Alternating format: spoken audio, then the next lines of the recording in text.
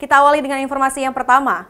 Komisi Independen Pemilihan Kota Banda Aceh saat ini masih kekurangan 110 surat suara pemilihan presiden dan wakil presiden mendatang. Kekurangan disebabkan banyaknya surat suara ditemukan rusak saat proses penyortiran oleh petugas.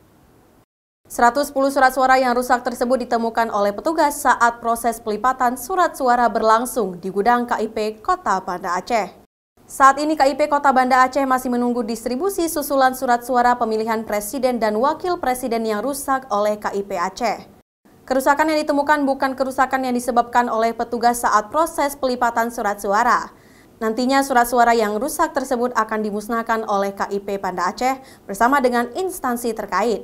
Paling lambat pemusnahan akan dilakukan 1 hari sebelum pemilihan berlangsung. Secara prinsip semua surat suara yang kita butuhkan itu sudah terpenuhi semuanya.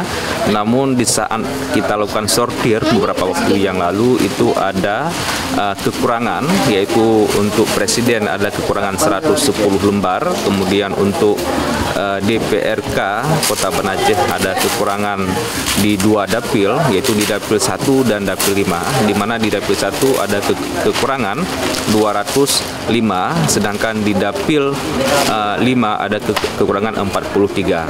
Jadi kekurangan ini pun saat ini sudah terpenuhi dan tinggal menunggu waktu untuk datang ke Kota Banda. Selain surat suara Pilpres sebanyak 110 yang masih kurang, juga terdapat 248 surat suara yang kurang untuk pemilihan DPRK Banda Aceh, yaitu untuk Dapil 1 dan Dapil 5.